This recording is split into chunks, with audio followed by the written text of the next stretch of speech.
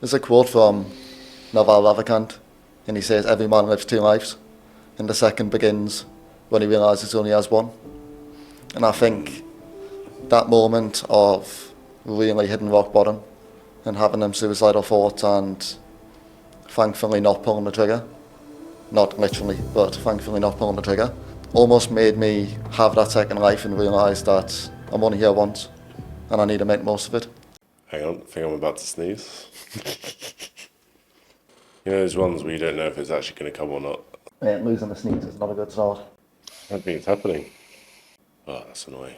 You know when you're like about to sneeze and then it just Yeah, goes. you don't want losing the sneeze, it's bad luck. Is it? Yeah, I believe so. I've got this barley blessing, so hoping the universe Thank you. helps me out. Good karma. Okay, cool. We're live. Let's get started. Liam, thank you so much for joining me on the show. Yeah, thank you. It's an absolute pleasure. Most welcome. I guess a good place to start would be, as we met at the Gentleman's Table, which was a community formed by my friend Tom, who's also been on the pod, which is really cool. And we got talking, and it's really interesting because I think beneath the surface you actually had a lot going on in your life. So I guess please, for those who sort of don't know you, what has happened in your life recently? Where are you at currently? What's brought you to Bali? Okay, so I'll not bore you with a life story, but about 3-4 years ago, I was in a place where I wasn't quite looking after my health. I wasn't looking after my mindset, and I was doing a lot of drugs, a lot of drinking, and this was coming up to the start of COVID. And as COVID hit, obviously everything shut down in the UK, and I think from there, I kind of just got worse. I started smoking a lot more weed as I was just sat in the house all day and kind of just wasted my life away. It was June 2020, I found out my girlfriend was pregnant, which was a huge shock. Wow. But I really wasn't ready for it. And obviously, as a young man, 21 years old, I was actually 20 years old, it's very hard to deal with that responsibility put on your shoulders. So kept going on the way I was going on, kept doing the drugs, kind of buried my head in the sand, avoided the responsibility, avoided the work of it.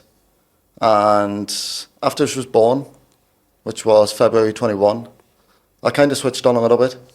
I had about 3 months where I still wasn't working, which was very nice. I think most dads never get that opportunity. So it was very nice to have that opportunity to spend time with her while she was young. But again, as time went on, towards the back end of 2021, I just didn't deal with the responsibility. And I think in that situation, you either go one of two ways. You either deal with the responsibility, you take it on and you step up, or again, you just bury your head in the sand and kind of let yourself go.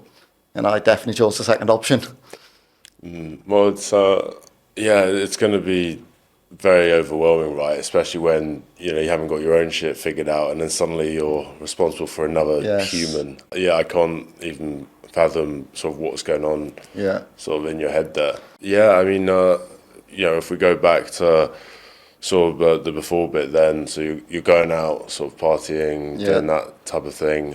Which I think, to be fair, you're 20 at the time, or? Yeah, I was 20. I think I've been going out since I was about 14, 15. Okay. Brother's ID, which is a blessing and a curse in a way.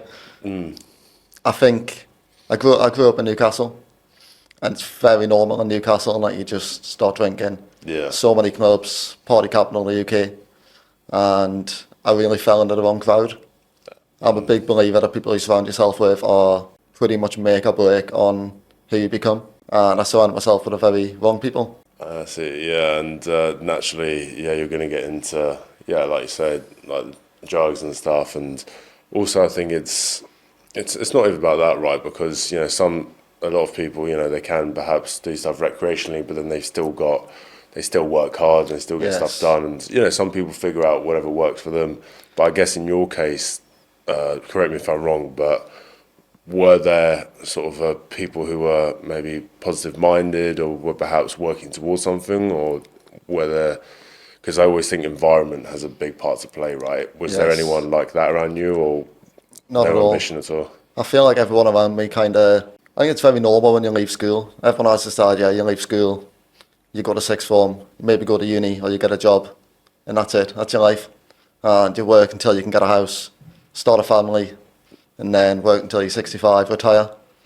And that was very much the life which I thought I wanted, because it's the only life I thought existed at the time. You are literally an accumulation of the people you know and the people you aspire to be. And the people I aspired to be were mainly the people I worked with. I worked in kitchens for 8 years, 7, 8 years.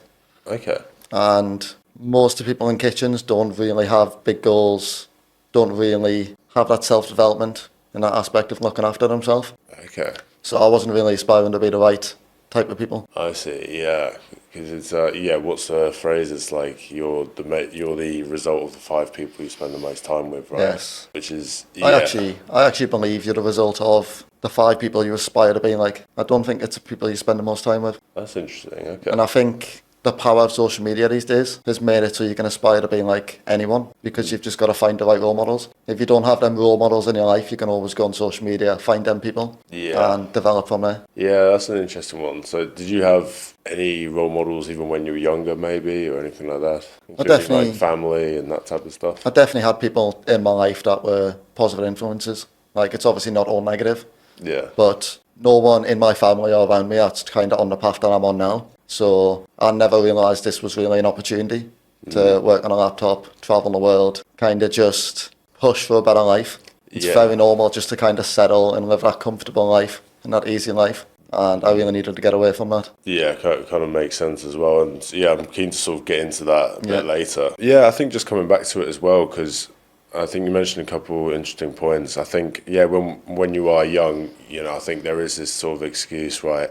Okay, cool, like it's just a phase of my life. I'm young, this is the time to get fucked up, and this is the time to do all this stuff, right? That was certainly my mindset at uni as well. It's absolutely. like, when else are you going to have this opportunity to just go out every weekend and have lots of fun? Because it is fun, right? That's not. I think that's an important thing to remember. It's quite easy for us now to sort of look back on those times, but the reality is, right, it is fun and it is a phase, right? So what was your mentality when you were sort of in that phase, and like you said, you were going out a lot, doing drugs? Was your mentality just like, okay, this is just like a temporary thing, or was it to escape something? What was going on there? I think very much to escape something. I think very much trying to avoid the insecurities and the issues out of my life. I smoked a lot of weed, and I think weed's the perfect way to escape any insecurities and issues you have in your life. It kind of mellows you down and turns your brain off a bit. But, sorry, can you repeat the question? It was just, you said you used it as a form of escapism, right? Yeah. I wonder, since then, has that been, reflecting on that, was there a sort of a turning point where you were like, okay, right, I'm escaping from something, right, this is actually a great opportunity for me to work on this stuff? Like, when was that sort of moment where you were like, okay, right, now you're becoming aware, because it's that awareness, right? I would love to say it's just happened overnight. And I think anyone that says they kind of transition their life overnight talks bullshit. Like, it's just not true.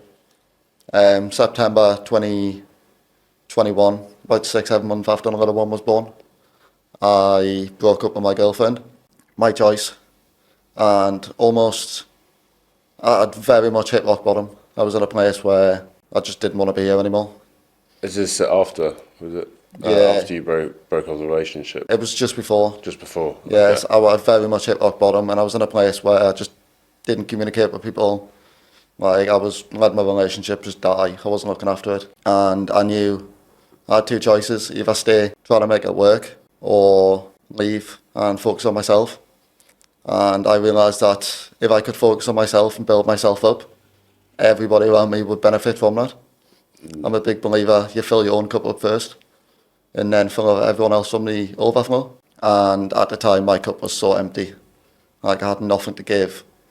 And yeah, I think I was a shadow of a man, to be honest. And like you alluded to, I think that probably had a knock-on effect on your relationships. And obviously, there must have come a point where, I know you were sort of burying your head in the sand, but there must have been a point where you're like, okay, right, I actually want to be a good father, right? Because I'm in this situation. I think just coming back to that moment as well, because that's like a huge life-changing moment, right? So, yeah, obviously at the time your girlfriend's pregnant, right? I mean, Yeah. what's going through your head at that stage? Are you thinking, fuck, or I mean, I are was you very just much thinking, fuck. yeah, Very difficult situation. Obviously, in middle of COVID as well, which made it so much harder because we didn't have income coming in. We had furlough, but not a full income. And yeah, either sink or swim. Very much either sink or swim. And I sank. I think it takes you to a very dark place in a way if you sink in that situation. Like you start getting a lot of dark thoughts, like I'm not ready for this. Why do I deserve to be a father? All these things, and that just puts you even further in the hole. yeah, I can imagine. Again, sort of when you're going through that, like, I mean, it's also important as well because, yeah, you've mentioned the financial side of it as well. I presume, again, correct me if I'm wrong, but yeah, looking back now, obviously it's somehow worked, I suppose, Yeah. like with the kid and everything. Yeah. So was there still sort of any sort of hope or anything like that? And how were you? I'd love to hear like how you were sort of trying to manage stress, if at all, at that time. I think I avoided stuff by doing a lot of work.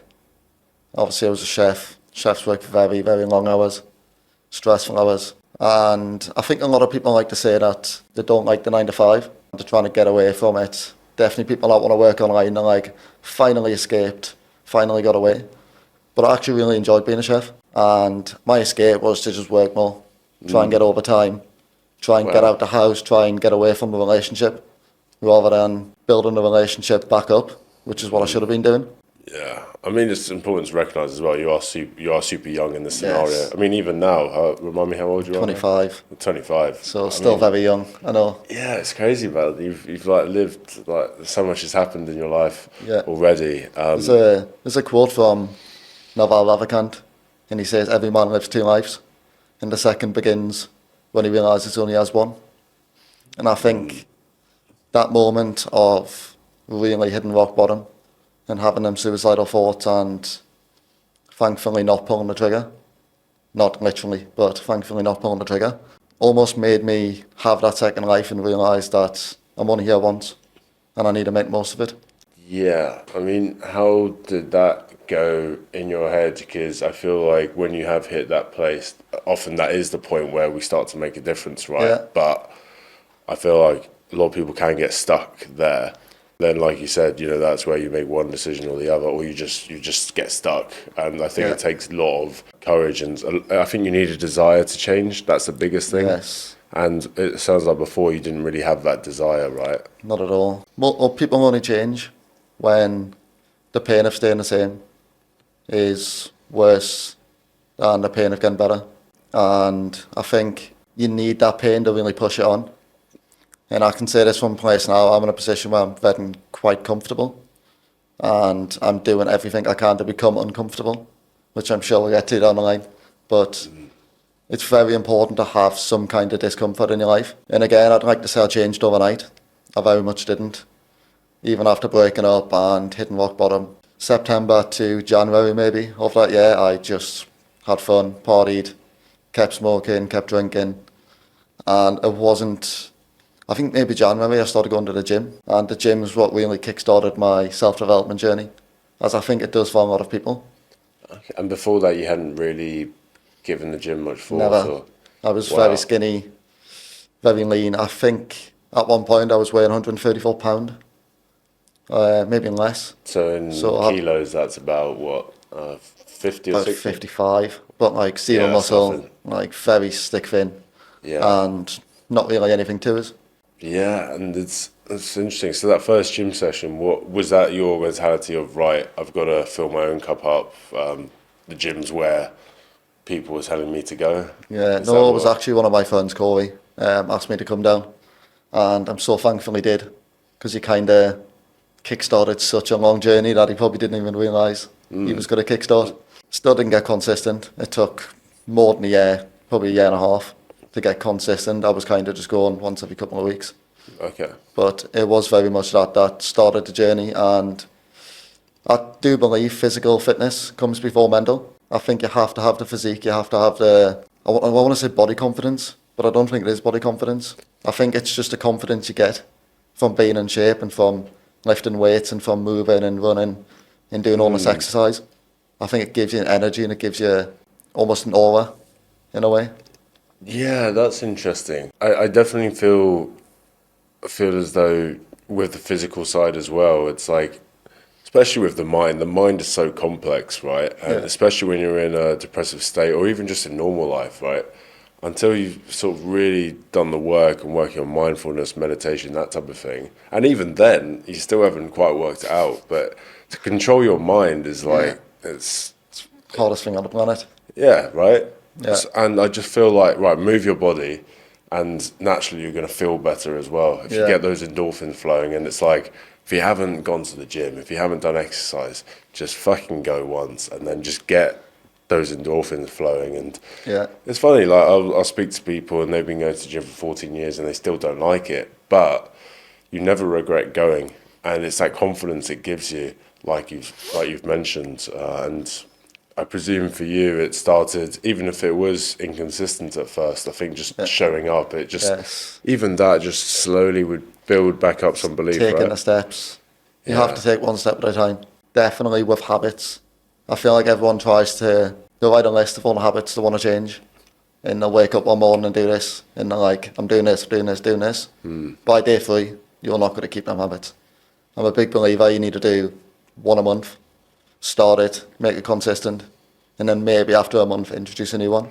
Right. 'Cause no matter what that is, whether it's gym, whether it's journaling, meditation, it needs to be step by step. that's very important because I feel like, especially in self-development, right, you want to sort out all these different parts of your life. And I notice it as well, they're like, I speak to people and they're like, Harrison, I've got this going on, I've got this, I want to sort this out, I don't know where to start. I'm like, okay, just start with one. Calm. Let's get one right. Yes. Just focus on one, okay? The others will come eventually, but I think that seems to be sort of the issue, is when you try and spread Do yourself everything. too thinly. Yeah, and it just becomes overwhelming, right? You can't go 100 miles an hour. Yeah, It's impossible. You're not going to go from like, being bedridden with depression and not doing anything to like waking up at 7, getting your meditation done, going to the gym, being productive. Like it takes a lot of time. I always urge people to get in the gym.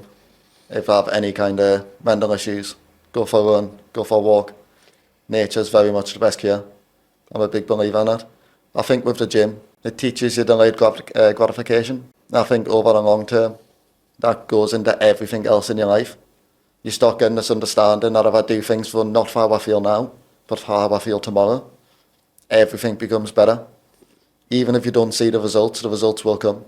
Yeah, and that's the big thing, because it's like, right, when you're masking pain, as you were doing, and we've all done at some stage, right? It's like you're looking for these quick fixes. Yeah. And it's like, okay, even if it's just like a cigarette or a drink, sometimes if that's your sort of motivation, and it's just like, okay, right, deal with that later and have this. But it's like people just want that instantly, right? It's the same with social media. You just want that like quick dopamine fix, and that's how our brain's trained. I think if you can see the bigger picture, right, that delayed gratification, when you look back in 3 months, 6 months, and you're like, wow, like this is what I looked like and felt like before, and now I feel like this because I've shown up every day. Yeah. That's the mindset you need to have. But then I don't think you can get too focused on the end goal either. You've just got to show up every day, right? You have to be present. You have to be present. You have to just focus on getting those small wins done every single day. I wonder, because you obviously, you found the gym with a huge one, and I agree. I think that's probably one of the first steps. What was your diet like as well? Because I worked in kitchens, very inconsistent. It's very difficult to have a stable diet. I really struggled to put weight on for a long time. You have like leftovers and stuff? No, not really. It was mainly just sandwiches, everything between 2 slices of bread. You could literally put anything in a sandwich in a kitchen. But because you're looking at food all day, kind of puts you off eating. Like you're just staring at food all day long. I started getting into a good routine of waking up at 7. I didn't start work till 12. So I had them 5 hours before work that I could actually do something with. And I was going to the gym. I was having breakfast before I went to work and trying to get as much in as I could. And then beyond that, I just wasn't really having anything. Okay. But I didn't have the understanding, knowledge about food back then, which I kind of do now. I'm obviously still learning. Always Well, learning. I think we all are, mate. There's so much information out there, but I think you can keep it very simple. And the reason why I mentioned diet is because it actually has a huge role to play. I know I've listened to sort of doctors as well, and all they've said is, right, if someone's come to me and they're depressed, right, the first thing they do is they check their food, check their diet. So I think that there are sort of more expensive options out there, which is like, get your blood work done and very personalised. But then I think even just like, checking your sort of vitamin levels with the doctor or checking your iron levels. But then it also just gets down to the basics as well, I feel, right? If you don't know the concept of like ultra processed food, I think that's probably the biggest one, right? And it's not like avoid it forever. That's not what we're saying. But I do think if you're eating shit every single day, like that aisle in the supermarket where it's like it's very dangerous. It's that, like, I don't know whether it's chocolate buttons or biscuits and all this ultra processed shit. Like, don't even go down there. Like that's I think everyone overcomplicates diet. Doesn't need. It's very simple. Yeah. I'd say don't bother with supplements up until you have a good diet. I don't think there's any point in making it that complex. Maybe like multivitamins are a good start if you're really lacking the vitamins. Beyond that, if it's not an animal that doesn't come out the ground or doesn't fall off a tree, don't eat it. It is that simple. It doesn't have to be 100% of the time. It can be 80-20. You can still eat some stuff. That's a great rule. I've pretty much been eating carnivore since I got here in Bali, and I've really enjoyed it. What's that? Just meat, eggs. Just meat and eggs? Yes, a little bit of dairy, but I haven't had much dairy because it's very hard to get over here. But and it's expensive in the supermarkets as well. Everything's so expensive over here. I can't wait to go home and get some mince. But I think everyone at some point should try and cut out as much as they can. It doesn't have to be as crazy as going carnivore. But cut everything out. Start reintroducing stuff and see how your body reacts. Because everyone's body is so different. Some people might thrive having pasta, pizza. If that works for you, it works. Some people might feel like crap after it. I know for me, I get bloated. I don't feel energized. I get that big energy rush. And then I dip all the way back down. Yeah, well, that's something I looked into, is your foods that cause a high or cause your blood glucose level to spike. Because I found that I was like, so now, for example, again, it's just me, but I'll just eat like fats and protein for my first meal, which is about 12 or 1, right? This is back in the UK. I've tried to do that here. Obviously, the barley is a bit more complicated, right? But generally speaking, I do that, and that's just because it's affected me. If I had carbs earlier, I'd notice a big crash around 3. And you just doing your research, right? And you can make it more advanced as you go along. But like you said, I think just stick to the basics. Just go very, very simple. Just avoid the shit that you know is fucking shit. Even just start with ultra processed foods, I think, and okay, if you want to treat yourself now and then, fine. 80-20 is a fantastic rule. Something that I've applied to my life, not even in sort of health. Everything. That works across the entire spectrum. You got to have, just 20%. It's like for me, on another note, I have very high standards for myself, right? So if one day of the week I suddenly, I didn't get as much done as I would have, there was a lot of negative self-talk there. So now I think just having the 80-20, I kind of wanted to make it 90-10, so still keeping the standards quite high. But and then it's like, okay, if I've had just planning in that, not a lazy day, but planning in that time where it's not going to be. I'm a big believer in Google Calendar and time management and really sticking to that. And the first thing I do every week, which I learned from one of my clients and a good friend, is plan the fun. Put a big block in there of something you enjoy doing. Because if you don't have the fun, you just burn out. And it might not be burnout, but when you're productive. You have to have something to look forward to, something to excite you. And whether that's 10%, 20% is up to you. But the 80-20 rule goes across the entirety of life in pretty much every aspect. That's a good point as well, because I feel like just planning in something fun. I remember, I had a friend called Chris. I think it was back at uni, and he sort of introduced that sort of concept of having purposeful being purposeful with your time and fun, right? Because what happens is, especially when we avoid work, be scrolling or looking for a distraction through that, but it's like you're not actually enjoying that process of going through your phone. So it's like, right, sit there, right, get your shit done, right? If you really can't get it done, just sit there and just sit. Don't go on your phone. Just sit there and just observe. I think a lot of people need to be bored. A lot of people, I actually seen something the other day that said how you spend your free time when you're bored dictates where you end up in 5 years' time. And a lot of people spend the boredom time scrolling, watching Netflix, distracting themselves. If you don't spend that time in your own head, you don't understand who you are. You don't have that time to build a relationship with yourself, which I think a lot of people neglect. I'm a big believer in not wearing headphones. I wear headphones in the gym because it gets you in the zone. Beyond that, I basically don't listen to music. Anytime I'm walking, anytime I'm driving, anytime I'm in the house, I just spend that time in my head thinking and almost meditating in a way. We had this conversation the other day about meditation. It doesn't have to be sitting on the end of your bed with your legs crossed and your hand out. It can very much just be going for a walk and just thinking and building that relationship with yourself.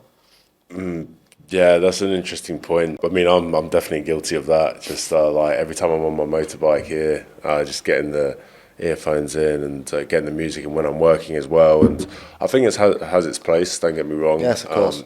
But I think there is an art, even if it's, again, like we were talking about this before. You don't need to get everything fucking perfect, but even if it's just like, okay, you go into a coffee shop and you're in the queue, I think that's a great opportunity to just, don't go on your phone. Relax. I think so. And I think you get to a point where you do it without even noticing. I mean, I went to get coffee before.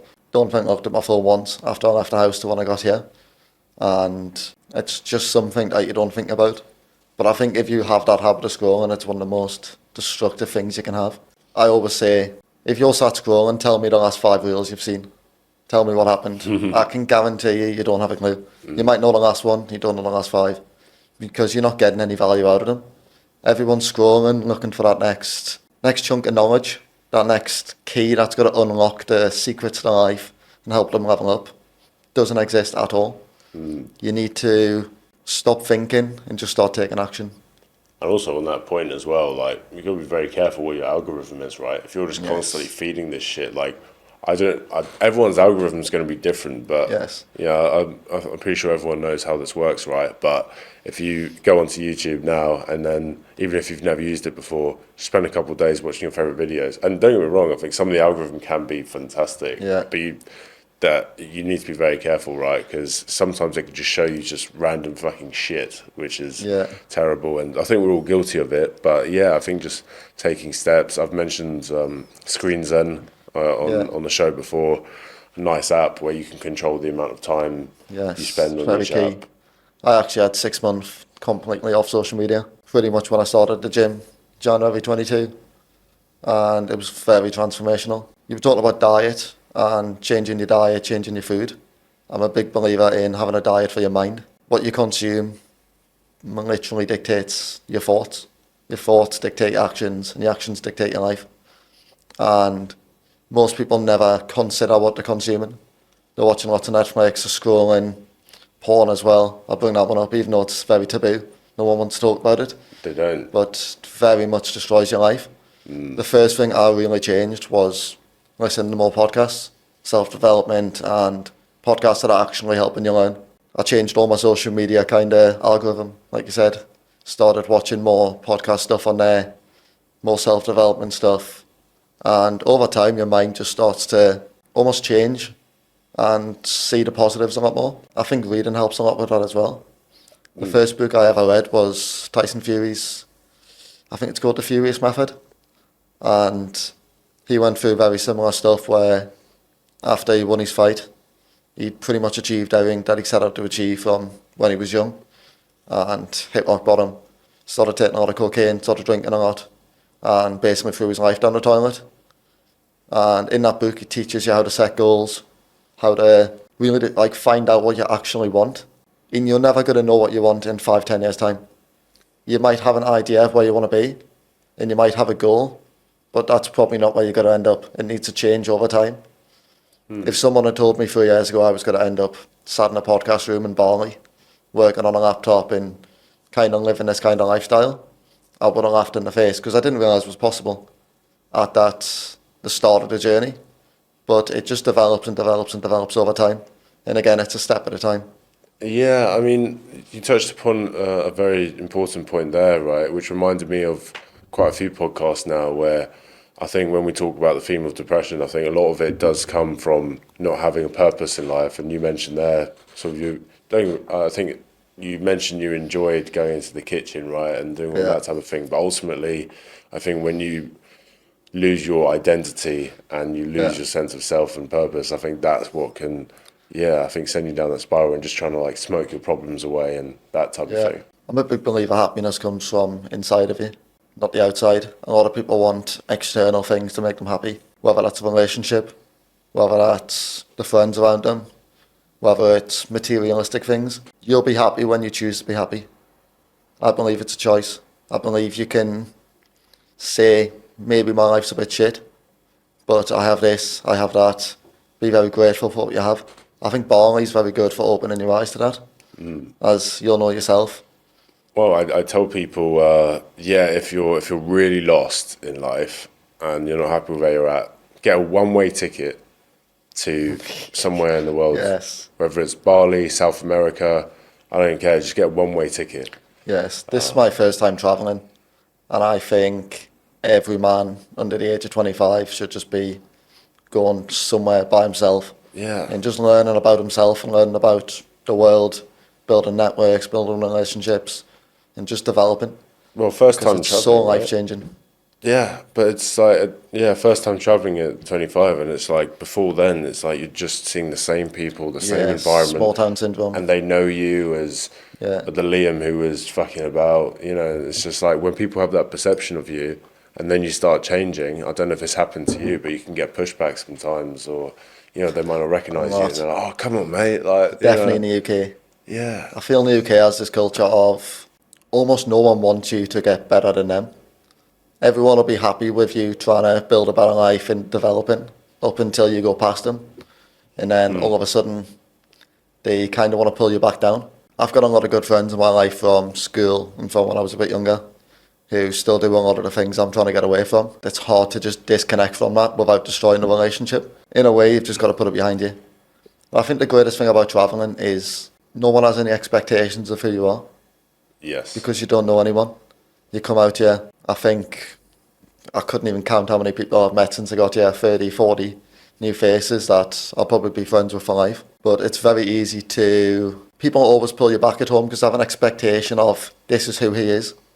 And when you break out that box, they no longer want you to escape that box. They want to pull you back in. And they're like, but that's on them. That's because they've put you inside this box and not because of who you are. So what have you done about that then? Have you managed to sort of like assert boundaries, or have you said like noticed that people just aren't serving you anymore, and have you cut ties, or are you still clinging on to that? I've had a lot of friends who I've just cut ties with and just let go. I still have a couple of good friends that still smoke weed, still drink every now and again, that I still see. But I still occasionally smoke weed myself. But I think it's about finding that balance. We were talking before we got here about work hard, play hard. But if you always play harder than you work, it comes at a price of happiness, success, fulfillment in a way. Yeah, and I wonder as well, so we go back, right? Let's circle back. So for you, we've discussed, right, getting yourself out of that rut, or more than a rut. It was kind of a deep rock bottom. So we've mentioned gym, we've mentioned diet, and we've mentioned sort of, just gradually building the small wins as well. So I'd just like to know sort of how that process has been for you. Like, when did you have that aha moment? It's like, okay, there's more to life than what we originally thought. I don't know, to be honest. I think business-wise, my eyes got opened by Andrew Tate and Luke Belmar, seeing that life and seeing that it was possible. Because I think I had the blinders on for a long time of the world is just working 9 to 5 for the rest of your life. And I think that was very eye-opening. But I think the journey from 2022 to now has been such a long one. It was very slow, it was very tedious. It was very much just trying to understand who I want to be, which I think is what you need to do in your 20s. Yeah, I mean, the 20s is for trying shit out, fucking take a stuff lot of up. risks, take all the risks you can, try everything you can. If you work a job from the age of 15, 16, all the way through, how do you know that's the job you want to do? Everyone's like, I want to do this university course, I want to do this. But how do you know that's what you want to do? Unless you're really enjoying it, right? Of course. But even if you're enjoying it, you haven't tried everything. You haven't tried all the other possibilities. You might be amazing at hockey and you've never had a game of hockey in your life. But if you don't try stuff, you'll never know. I think the next step for me was journaling. I remember my first ever journal entry, which was quite funny. It says, I quit smoking 21 days ago, and it's the best I've ever felt in my life. Since I came to Bali, I've been smoking every day. So that went well. But I started journaling every day and just dumping my thoughts. And I think the key to journaling is rereading what you're writing. A lot of people journal and dump their thoughts and never actually go back to go through it again. And then you're not actually understanding yourself, you're just kind of emptying your mind. Okay, so you would write something down, and then when would you go back to it? Like the next day, or I usually 10 days, or I journal once a day in the morning, or I did at the time. And at the end of the month, I'd spend an hour, maybe two, read through the entire book. Yeah, I used to write a lot. I don't journal so much anymore. If I journal now, it's more little paragraphs and just thoughts and ideas. But back then, I used to just dump everything in there. And I think going back and rereading it lets you understand your conscious a lot more. A lot of people are very stuck in the subconscious. I think it controls 95% of your life. And the ability to get your conscious out and then understand it as well. observing your thoughts, right? Observing your thoughts. Not just being... You are not your thoughts. Yeah. People believe they are their thoughts, they're not. You need to zoom out, and meditation helps with this. Zoom out and really analyse the fact that thoughts come into your mind. That's not who you are. That's not what you think. You choose to think what you think. And having that ability really, really dictates where you're going to go, in a way. Because you can choose the thoughts you want and then head down that path. Yeah, big time. I think The Untethered Soul is a great book recommended to me recently, and it explains this whole concept, right? Yeah, this idea that you've got like a noisy roommate in your head, and how many times has he made irrational remarks, or how many times has he been negative, and that type of thing, right? Yeah. And it's just like every time that happens, and it's been like super helpful for me as well. Yeah. Just like, every time there's been like a trigger or something, and it's like when I take a step back and observe, I almost see myself, like I'll just see my body and shit, and I'll be like here. And when you detach yourself and you just observe, the anger just vanishes. Yes. And it's like, wow, and then you just see things for what it is. And again, we go back to the daily tasks, just like observing that every single day. And it's not easy at first, but when you get into the habit, and I think journaling is a fantastic way to write. Possibly the best way to understand yourself. Yeah, because then it's like you look, and again, like the studying idea is a great one. I hadn't even considered that deeply, right? Obviously, I think it's important to journal, but for the dumping reason. But then, I think just looking back and noticing your trains of thought, okay, why do you think that way? Yeah. And you can get so deep within yourself, and that's when you really start to understand all these patterns from way back, right? Yes. You are nothing other than your conscious. It is a little thing inside your brain that no one understands. That is all you are, and it's the only thing in the world you can control. So why would you not want to understand it and develop it to the best it can possibly be? Everything comes from up here, whether it's even physical fitness, mental fitness, the life you have, the perception of the world you have. Because all the world is a perception. Everybody can see the same thing and have a very different understanding of the same thing, which I think is very awesome. It's one of the best things about life. But it can also be very detrimental if you have a negative perception. Yeah. Come to places like Bali and seeing how little people have and how happy they are changes your perception on how grateful you should be for what you have. Even the little things like shower water. The shower water is not clean. You can't drink the tap water. You've got things like everyone's on a bike, but like they're pretty much paying all their wages to get a bike to drive around so they can actually get around. The tour guide for the volcano that I walked, got paid 100k a day, £5 a day to walk 10 kilometres up and down this massive hill. And that's it. £5. But he was very happy. And it makes you realise that happiness does not come from all the materialistic things, which everyone, I think, in the UK has this idea, money's going to make you happy. Well, it's really breaking that illusion, right? Because no matter what stage you're at in life, you know, you can always get more, and it's just, and like you said, you know, you earn more money and you want more things. You have to stop and enjoy the view. The entire idea of going for a hike, if you go for a hike, you don't go for a hike to get to the top. You go for a hike to enjoy the walk. The journey's no different. At some point, you need to stop and take a break and just turn around. Enjoy the view. Enjoy where you're at. And be very grateful for where you're at. Because a lot of people won't have the opportunities you have. Yeah, and I think on that note as well, I wonder if gratitude ever became a part in your sort of journey as well, right? So I'm a big believer that your day starts the night before. And before you go to bed, you have to have some kind of understanding of what your next day is going to look like. So I used to write an entire list of everything I was going to do the next day. Literally time slotted. Every 45 minutes I'd break it up. And I'd know I was waking up, I was doing this before work at 12. And it's the best way to actually utilise that time you have. Because everyone has the same 24 hours. But there's a reason why Elon Musk's got 300 odd billion and you don't. He uses his time differently. So you have that time. And then underneath that, I used to write 5 goals that I was going to do for the day. And 5 things I was grateful for. And when you really stop, when you don't just use the same ones over and over, and you actually stop and think about the things you're grateful for, there's so many things. Even the very small things like having razors to shave with, having a towel to dry off with, things that some people in the world don't have, having legs to walk with.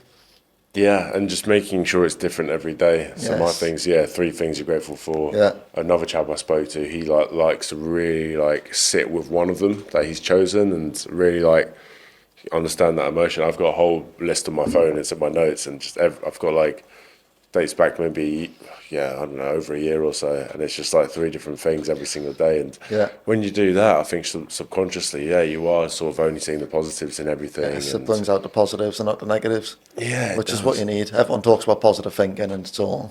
Yeah. It's hoo-ha. In a way, positive thinking won't change your life, but it will make you a lot happier, and it will make your life a lot more fulfilling, because you realise you have a lot more than you actually thought you had initially.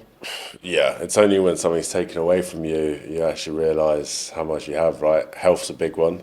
Yeah. Health's a big one. It's once you get a flu or a fever or your nose is blocked or something like that, you suddenly realise, oh shit, okay. Yeah, up until you're ill, you never consider how lucky you are to be healthy. Oh, we have fucking everything. The Yeah, fact that we're even on this earth is a blessing, and then the fact that we're healthy and we're born into what we have now. You could have lost your eyesight when you were 1.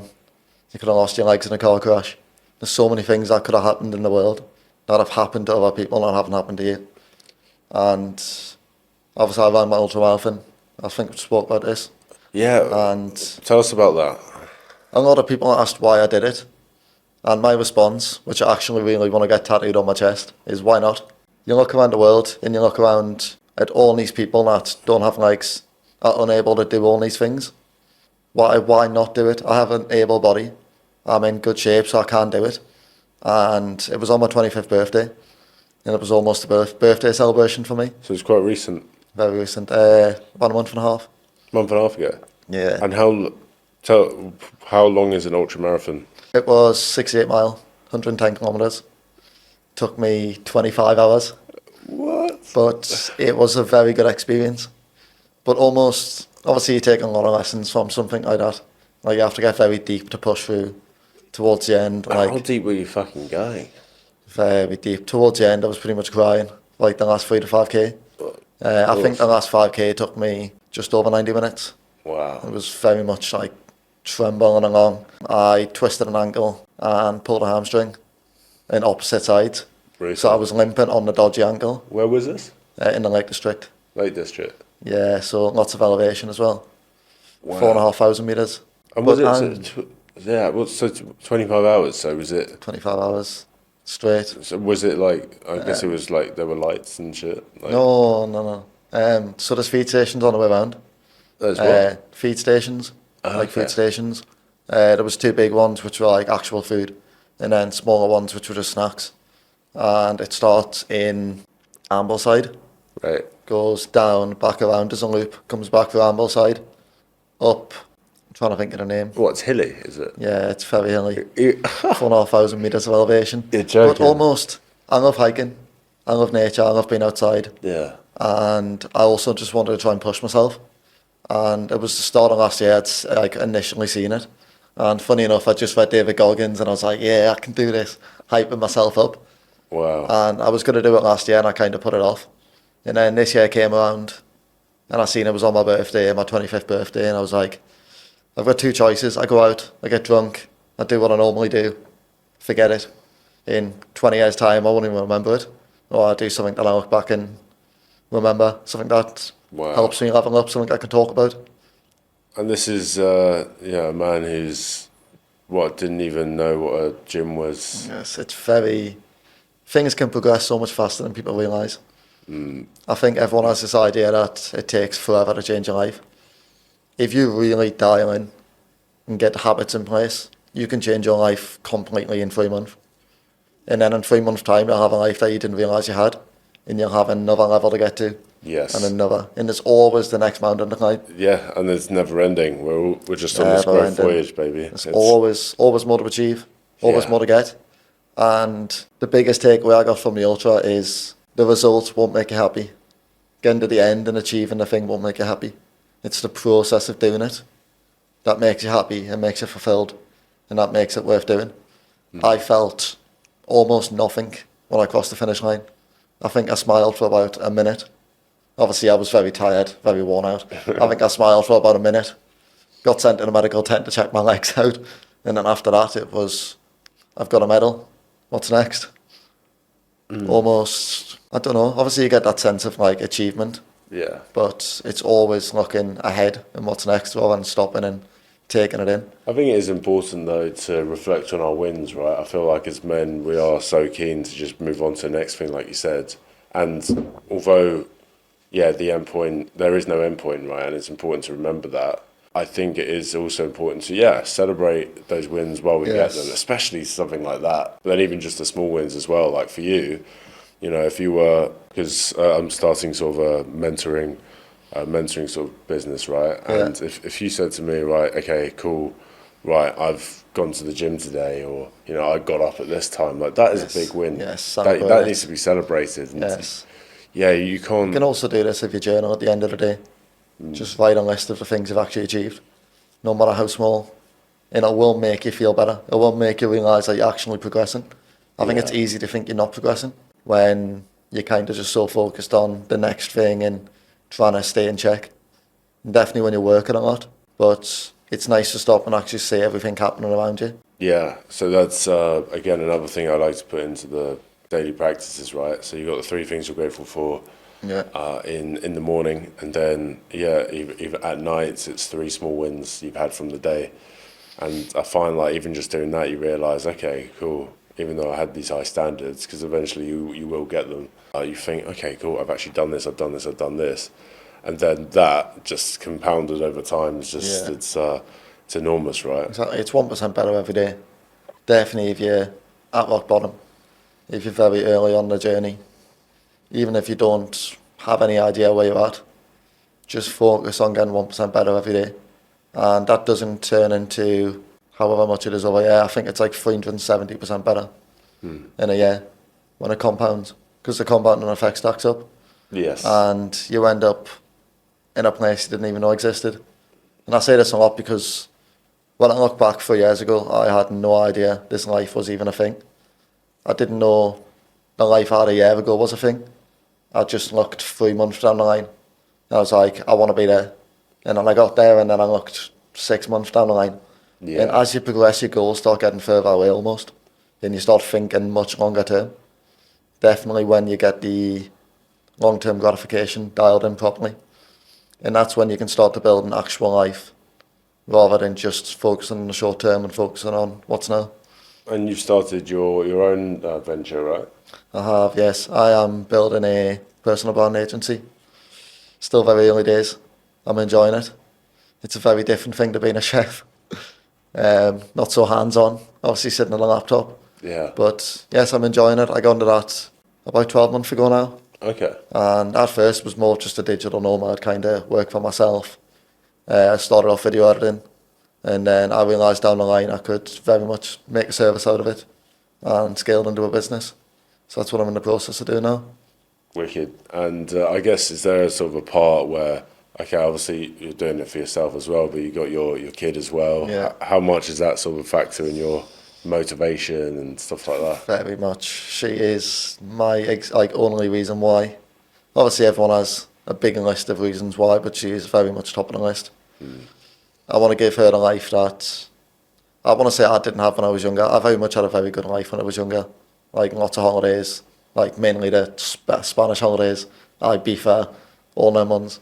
But I had a very good life when I was younger, but I want to give her a life that most people don't get. So it's just most my reason why.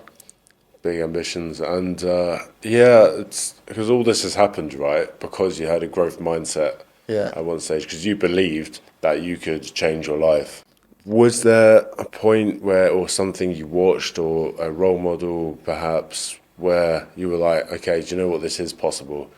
Like, I know we've mentioned about sort of the way in which you've got there through these wins and these habits, but yeah, when did that mindset? Because a lot of people don't I think the role models realise. change over time. I think as you change and as you develop, your role models will change too. And again, the very powerful social media, that you can just open your phone and find someone that you don't want their life, but almost aspire to.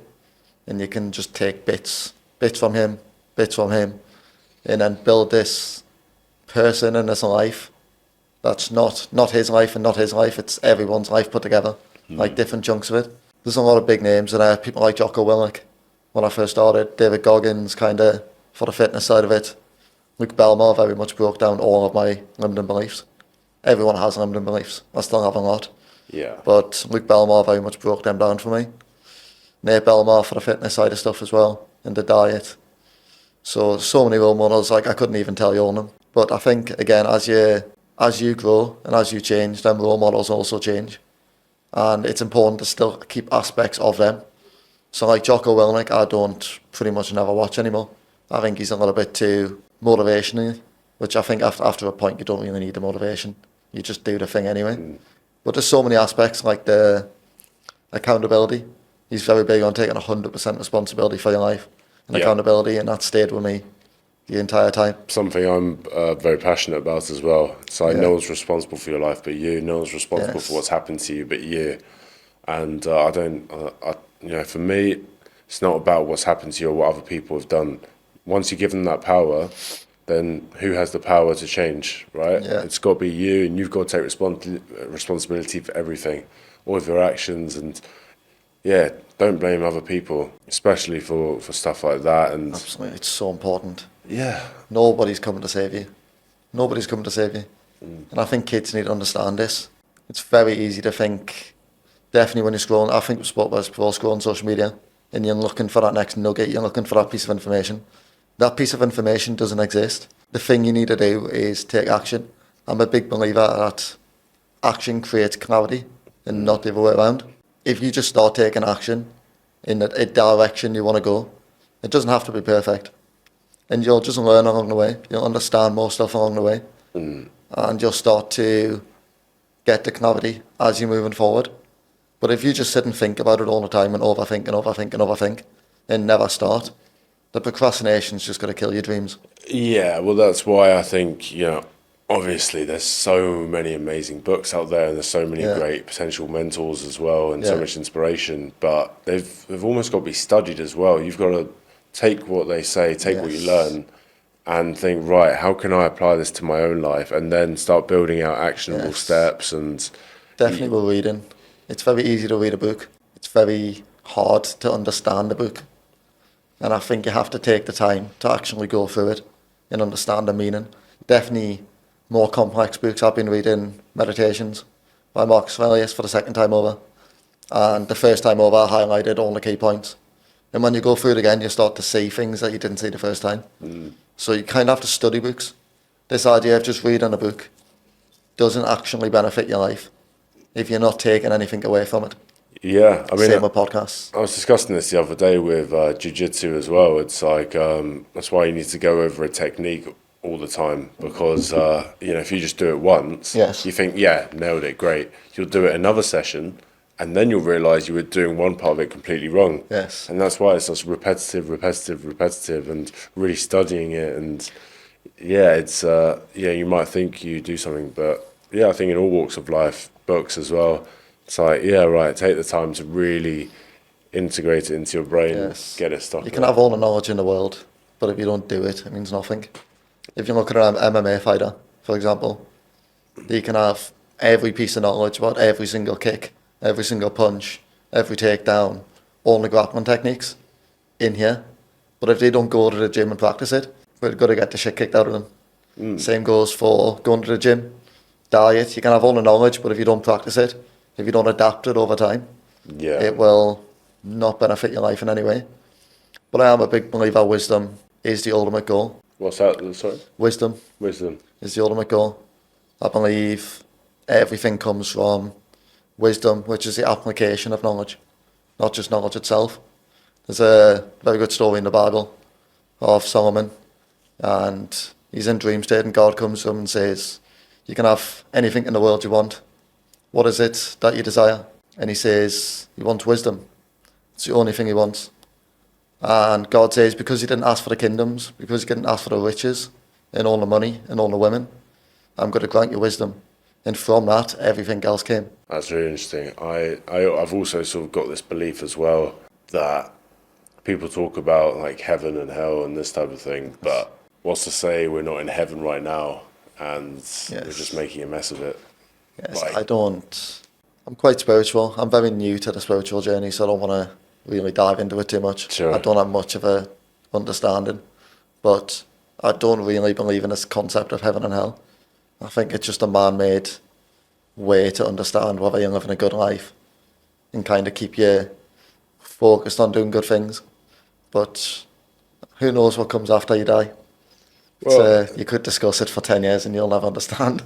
yeah, I just think we have so much opportunity here to make this our heaven and make this everything we want it to be. And I think you're a fantastic example of that, right? I think if people can listen to that and the again, with all, I say this respectfully, in the sort of state you were in and the sort of stuff that's happened in your life and the mindset change that you've had, I think that's a perfect example. We were talking about having that growth mindset, looking for people, looking for examples of people who have changed their life, and you've done that. And this has been an incredible conversation. Yeah, of course. Super inspiring. Where can people find you if they want so to my get in Instagram touch? is more Liam Vickerage. I'm usually on Instagram. I have YouTube as well. Don't use TikTok, it's a waste of time. And I am building Social Fendic, which is my personal brand agency. Okay.